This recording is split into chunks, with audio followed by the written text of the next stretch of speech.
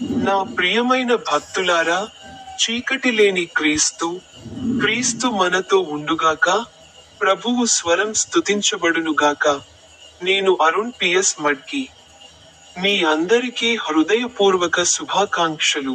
ఈ రోజు సెప్టెంబర్ 9వ రోజు, 2025 సంవత్సరాల 9వ నెల. జార్ఖండ్ రాష్ట్రంలోని పాలము జిల్లాలోని షాపూర్.